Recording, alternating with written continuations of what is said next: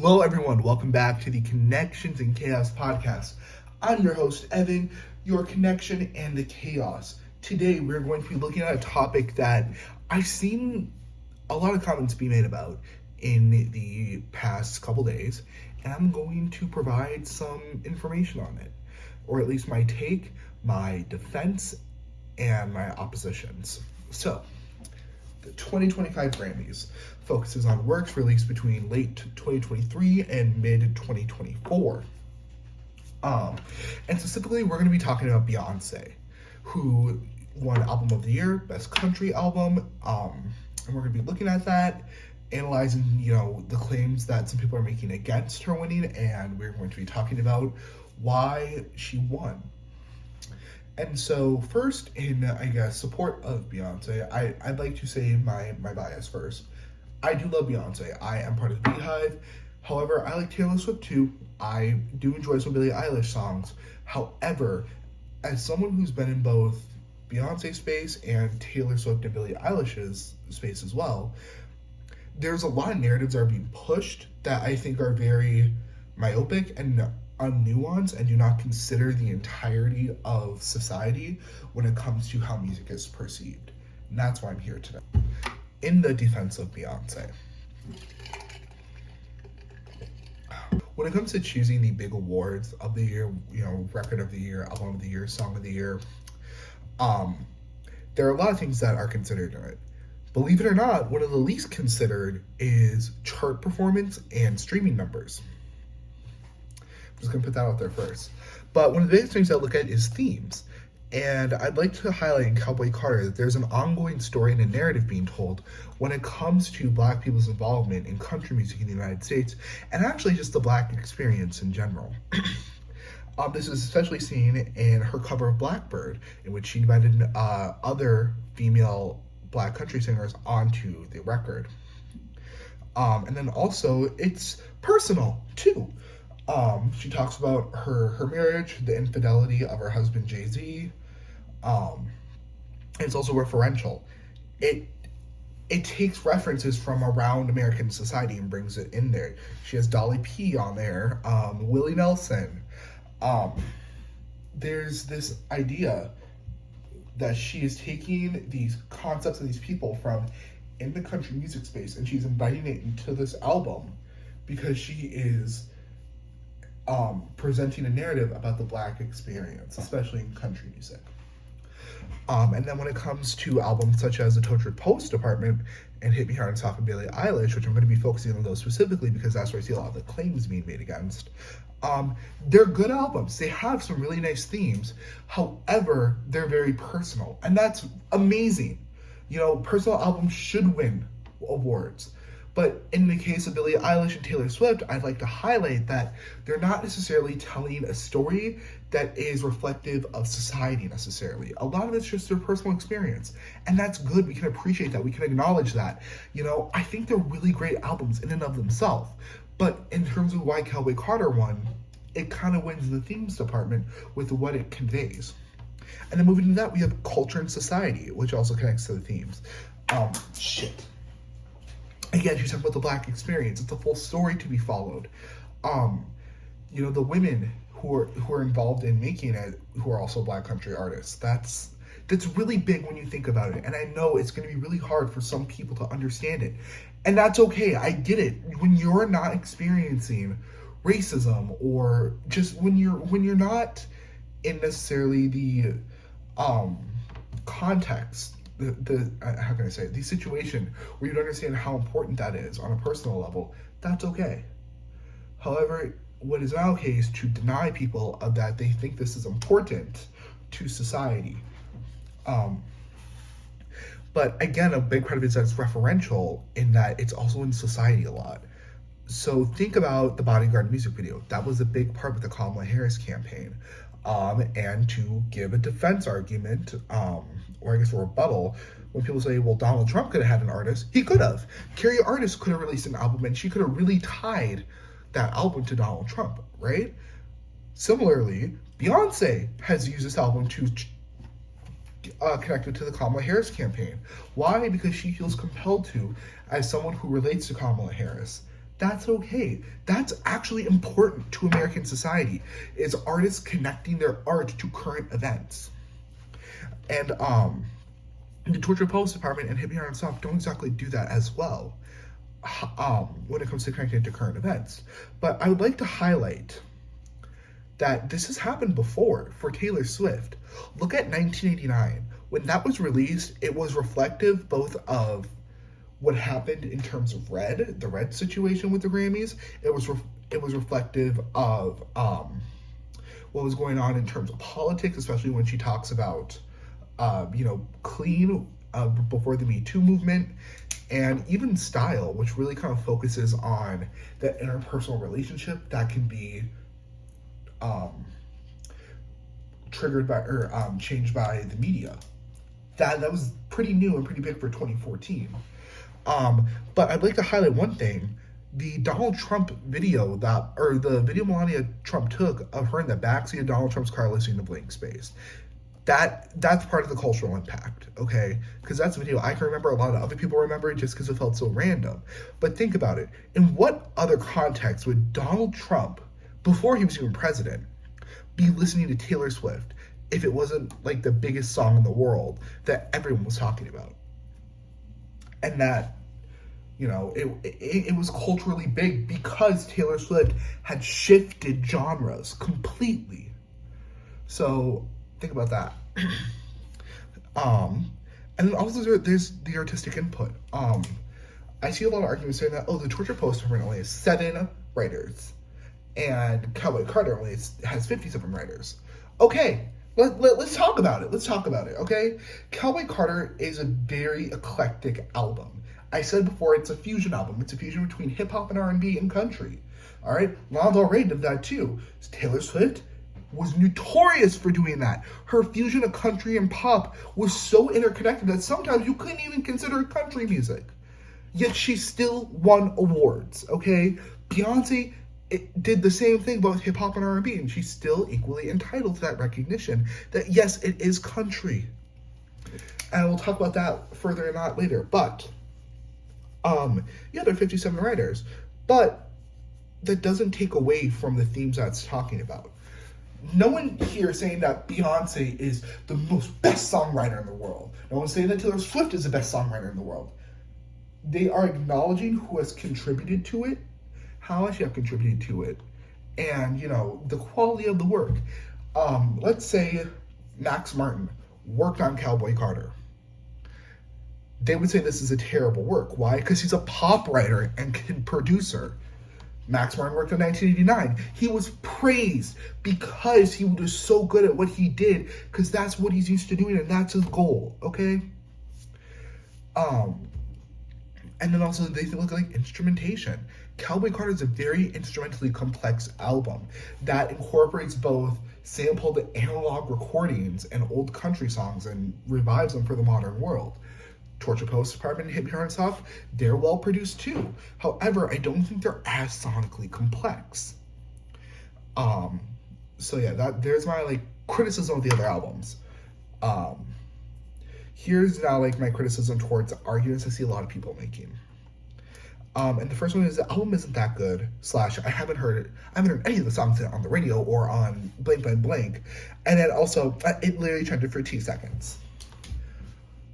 Those are all personal opinions. And I want to tell you something that is really going to hurt. But your personal experience is not reflective of the entire general population. Especially now that we're in the TikTok era, your music is perfectly crafted for you to see on TikTok. If you're a Swiftie, you're going to see a ton of Taylor Swift songs being used in videos.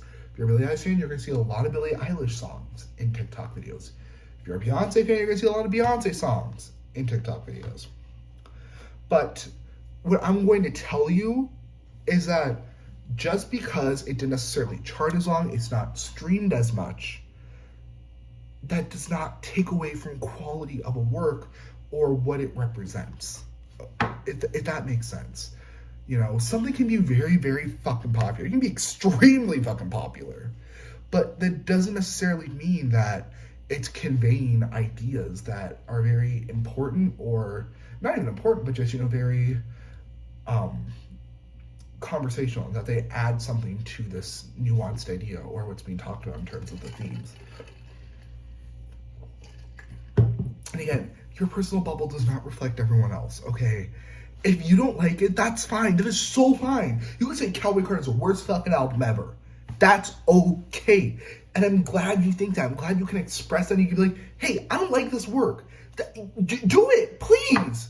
But do not use that as a way to discredit the artist for what they've done, let alone say that they don't deserve an album.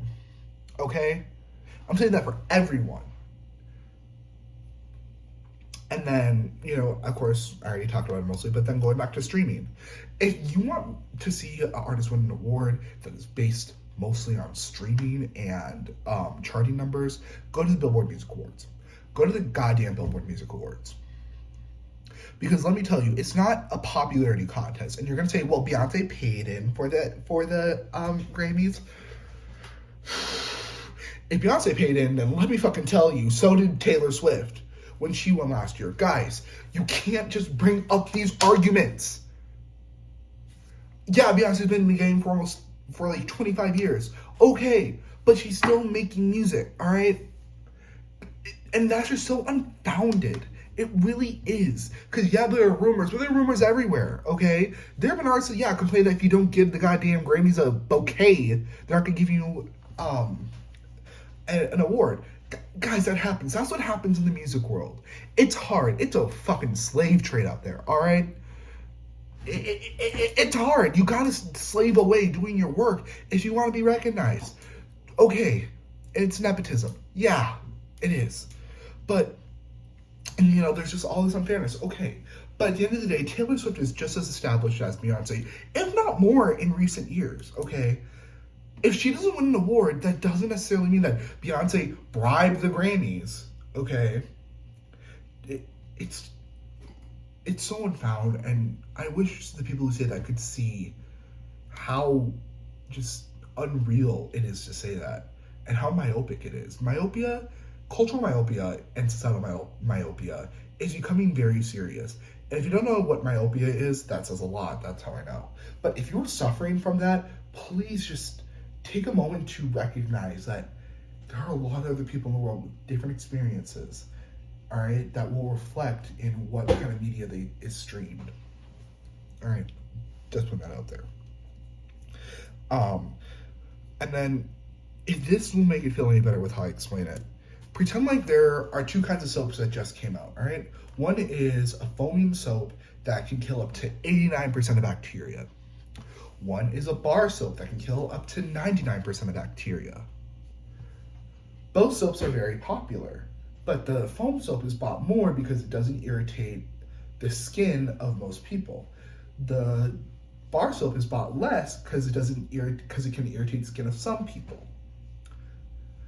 The Soap Academy of Scientists and Bacteria come out and say, we approve of the bar soap because it kills more bacteria. What their statement doesn't do is essentially say that, but the foam soap is absolutely not effective at all. That's not what they're saying, okay? Nor do they take away from the fact that soap is popular because a lot of people like it. What they are saying is, based on XYZ criteria, the bar soap does do better than the foam soap. And if the foam soap doesn't bother your skin as much, use it, please. But essentially what I'm trying to say is, just because they might pick the bar soap doesn't diminish the other soap's effectiveness. It doesn't make it better.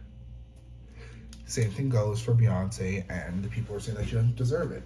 Just because the people picked Beyonce for this award does not diminish Taylor Swift and Billie Eilish's work, both of why you like it, its cultural impact. It doesn't take away from what it's done, okay? I'm just putting that out there. No one's saying definitively, Hit Me Hard, Hit Me Soft sucks. Torture Postpartum sucks. No one's saying that. They're just acknowledging that Cowboy Carter has done something great. Excuse me. And then also in terms of streaming, look at Reddit, the Red album. I'm going to pull up some stats for you. So in 2014, the album that won Album of the Year was Random Access Memories by Daft Punk. if you look at how many albums it sold in its first week, it sold 1,095 and 13 albums. Oh, sorry, excuse me. In the US, it sold 339,000 albums. Red in its first week sold 1.208 million albums in its first week in the United States. It sold quadruple the amount of Daft Punk. But Red didn't win. Whoa. Yeah, Taylor Swift has lost too, okay? Putting that out there. Sales don't exactly matter. Random Access Memories is a really important album when it comes to understanding culture of 2012 to 2014, because Pharrell Williams was on that album. Get Lucky. Also that marked Daft Punk's return to electronic music, which is very big if you know who Daft Punk is and the impact they had in the late 90s and the early 2000s. That album is, I would argue, is instrumental to the EDM craze that we saw between 2013 and 2014. Not that it created it, but it definitely boosted it. And that led to electronic music of 2016 and is bringing us back here now with a lot of house albums that came out in the past 2 years, including Beyonce's Renaissance and Drake's album from 2022. I can't remember the title, but yes. I'm just putting that out there. So yeah, the streamings don't necessarily equal that it's the best album. All right? Sometimes name recognition is a lot. It is. And yeah, I think Red absolutely deserved to win. It was a very, I would argue, Taylor Swift's best work. It is an amazing way of creating both country and pop and making this album that is so cohesive in terms of what it brings. However, it didn't win necessarily because the sound wasn't, how can I say it, established. It was very variational, which I argue was actually a good thing. But the Academy thinks otherwise. And guess what? That's okay. It does not take away from the quality of Red. Just like how it doesn't take away from the quality of Tortured Post Department or Hit Me Hard and Soft.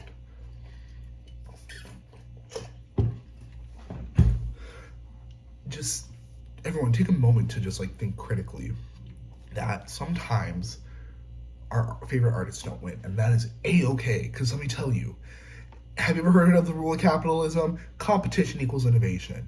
And in this case, in terms of Red, because Red didn't win, Taylor Swift felt so intrigued to completely change her sound. She went to Max Martin and Johann Shellback. And you know what they did in the 2 years between Red and 1989? They created 1989. And that right there is an instrumental album in terms of pop culture, in terms of the music industry, in terms of how music continued. I'm going to say that more than Red, okay? I don't think it's Taylor Swift's best work necessarily because I don't think, it was as well developed as the themes and the songwriting in Red, but I will recognize that that's kind of like pop perfection. 1989 is pretty much pop perfection when it comes to performing well, doing well at creating pop music. And it was recognized for that at the 2016 Grammys. Guys, all right, let's just think about that. Not sometimes things happen for a reason, and sometimes they go against what we want. Moving on to my next, I was basically the same theme that I was just talking about. It's all forming together. But then the history of the artist, given their age and their circumstance. Taylor Swift won Album of the Year in 2010 for Fearless. If Taylor Swift would have released that at the time that she released Red or at the time that she released 1989, let's say she released Fearless when she was 25, she wouldn't have won. Because the themes, her vocal experience at that point, and just everything about it would not be, very impressive. Because you're 25, you've been in the music industry for XYZ years, and you just released this album with juvenile themes, and you are about to be 30. That wouldn't be recognized. But since she released it at 18, it was big. She did a lot. That's a lot for a fucking 18-year-old to do. All right, and that's okay. Similarly, Beyonce, she's been in the game for a long time. So is Taylor Swift. And Beyonce did a leap because she did a new thing. She did a new genre. That's not really easy in the music industry, believe it or not. Taylor Swift and Billie Eilish stuck to what they're good at, and that's okay. And they've mastered that, and they've made amazing albums for that.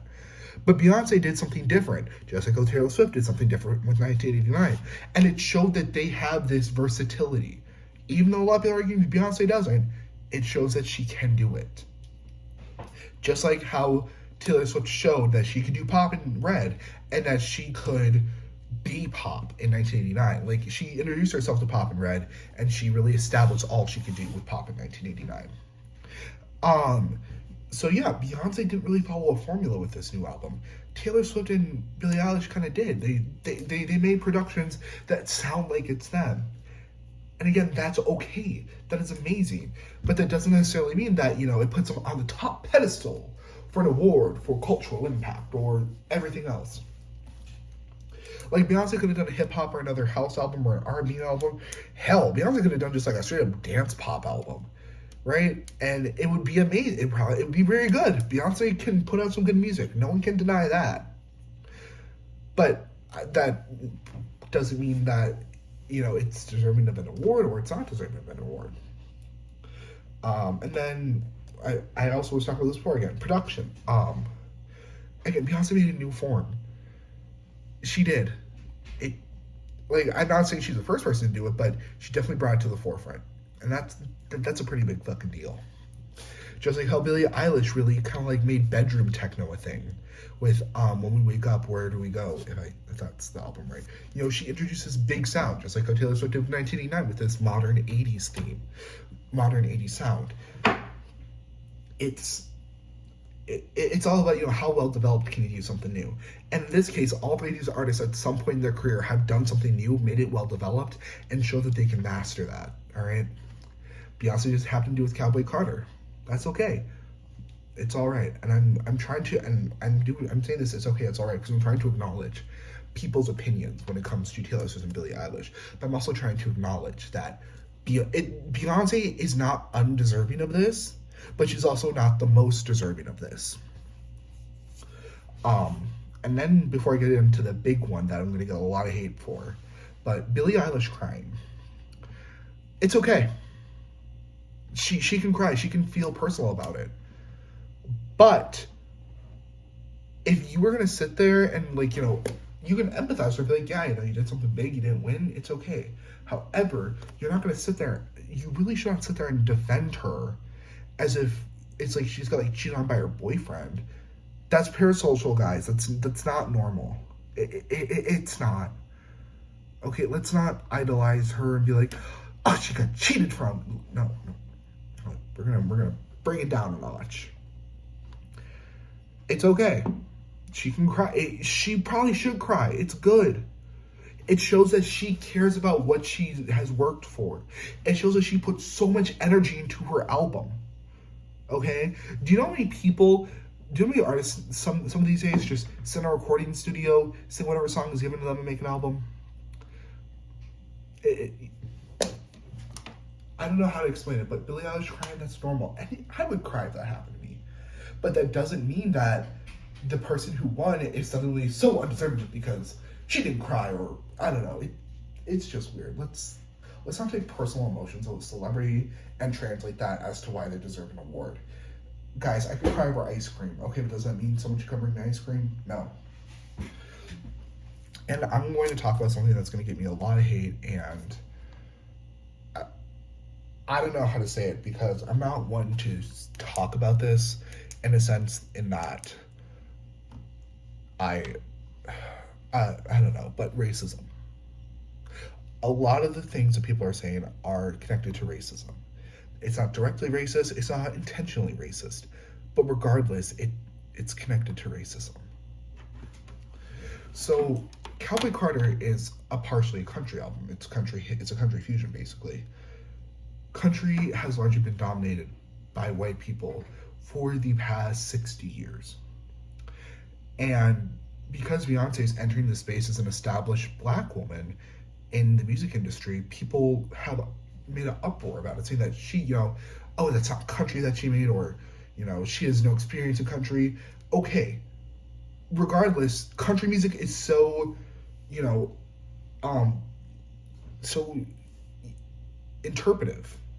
There we go, interpretive, Kane Brown has made songs that I think are less country than some of the songs in Cowboy Carter, but people still call him a country artist. And if you're going to say that Beyonce isn't country or that Beyonce's not country in of herself, but if you're going to say that Cowboy Carter's not country because of all these things in the album that don't sound like country, then I need you to shut the fuck up, because it's not considering the production of it and what has gone into it that are country elements that are very prevalent. Because look at these artists I'm going to name: Conway Twitty, Dolly Parton, Shania Twain, Reba, Taylor Swift. These 5 artists have been identified and addressed as country artists or country pop or country rock, whatever. But they have all done fusion works themselves in which they incorporate forms of rock or forms of pop, and they haven't been denied of their country music status or saying that that album wasn't country. In fact, I'd like to highlight a very specific album by the one and only Dolly Parton. In 1979, she released an album, and of course I know this because I've watched her interview about it, but she released this album. Oh my gosh, why? I'm trying to pull it up so I can get the screen recording of it. She released this album called Here You Come Again in 1977. And a lot of people said, you can't do that because it's too rock. And Dolly released it anyways, and it became a huge hit. Here You Come Again to this day is one of her biggest songs. It's one of my personal favorite songs ever. I cry sometimes when I listen to it because it reminds me of my mom, alright, if I'm going to be totally honest. But she was denied of her country status, or said that she was going to be denied of her country status because of it. But it excelled in what it did because it was such a new form of country. It was a fusion. And Dolly Parton got to keep her status as a country person because she knew what she was doing. And also, the work she made, although incorporated rock, does not take away its country roots. It doesn't take away Dolly's country roots. Dolly Parton is one of the greatest country singers to have ever existed. I love her. She has done so much for me personally and for society. But if she can do that, and Taylor Swift can release something like Fearless, and it can still be called country, Beyonce can come out with Cowboy Carter and call it country. Because at the end of the day, music is interpretive, and she has the criteria she has enough of the criteria to call it country. I'm not going to say it's like bluegrass, I'm not going to say it's Appalachian music, but it's enough to be called general country with also acknowledging that it's country hip hop and country R&B. She's incorporated these other elements into it. So yes, there's that. And then also, and what I'm trying to say is, I'm not saying that these claims are racist. What I'm saying is they are rooted in racism because Beyonce is black and she's doing something new in a predominantly white space. Fight me on it. I don't care. But it's true. And none of the comments are directly racist. But it's like line undertones that come from society and how we all perceive the world. Everyone has a different world perception. And a lot of people are making the claims that that this album isn't country enough, largely stem from there. I'm just going to say that. I'm probably going to be canceled. But we have to acknowledge that. In that, because Beyonce looks a lot different than a lot of other country artists, and because of how prominent she is, she's going to be denied that. And then also, this isn't the first time Beyonce's done country. On Lemonade, she has a song on Lemonade called Daddy's Lessons. And that is a very country song, even more country than Cowboy Carter. So this isn't her first time doing it. It's like she just stepped into the country space and said, yeah, I'm going to make an album. I mean, she kind of did. But it's not like she just came out with it nowhere. She did it all by herself. She worked with country artists. She worked with people who know what they're doing in country. And to deny her of the work it doesn't feel right. that it's just not founded. The only thing it's founded in is this inherent idea that she doesn't belong there because she's black. And I'm not saying that's like the direct reason, but it's an undertone, it's like an influence in society. And it's not that the people who say this are thinking that, but the society that we live in has conditioned a lot of people to have these ideas kind of looming in their head. So yeah, I'm just putting that out there. Then I'd also just like to move this into a personal stance. I'm not saying that, oh my God, Beyonce, I'm so sorry, for some of the criticism she's got. But what I am saying is the criticisms I've seen have definitely added to, or I guess connect to my experience of racism. Look at me, guys. I'm not white, okay? I'm biracial. I'm half white. I am half black. And most of my life, I've been in entirely white spaces, or predominantly white spaces. And even though, I might have been accepted in them, there have been times where I have felt, not necessarily discriminated, but definitely viewed at differently or targeted or, made different because of my skin color. And it's made me uncomfortable. And it's made me feel like somehow that I am inherently different simply because of my race. And that I don't belong somewhere because my race seems to be unworthy. It happens every day.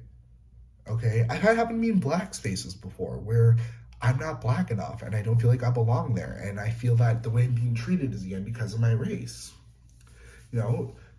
Racial prejudice can be everywhere.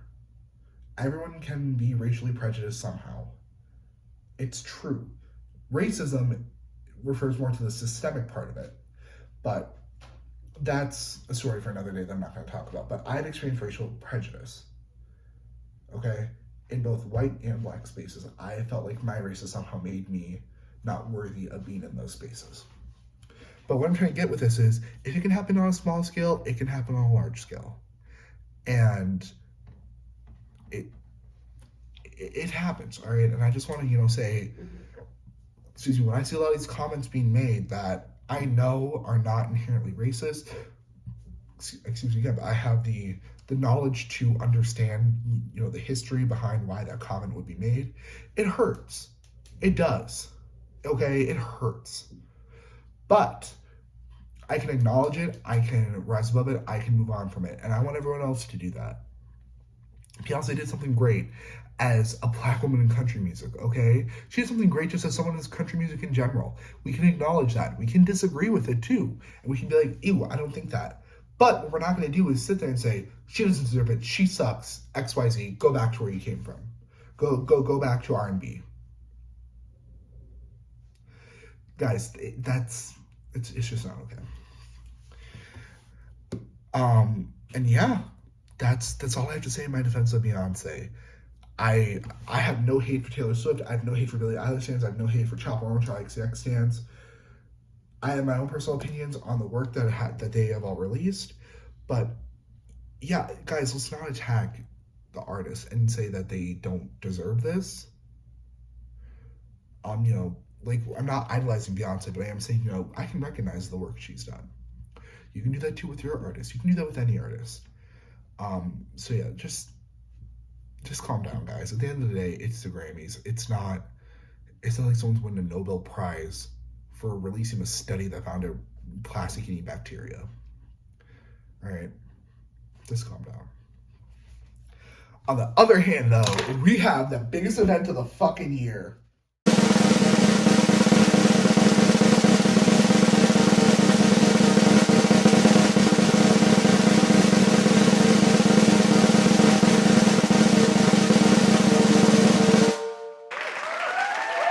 Welcome everyone to the most highly anticipated award ceremony of the year, the biggest one ever, the most prestigious. It is in fact the Evie Awards, in which I will be giving out awards to artists who I think deserve it in terms of my personal listening and my personal opinion.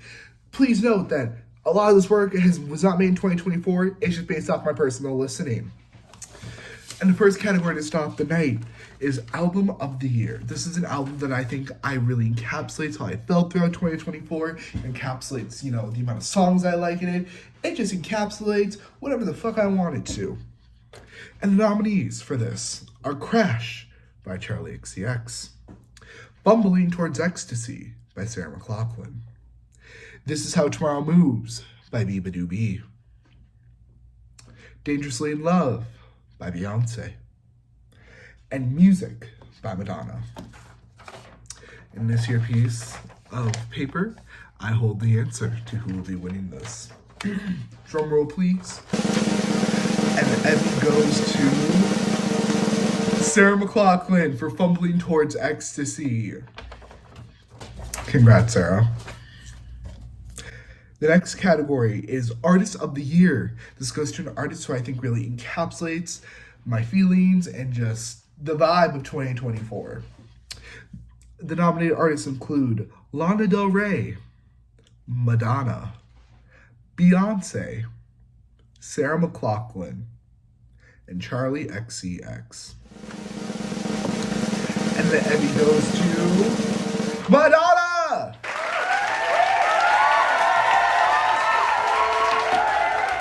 Congrats, Madonna.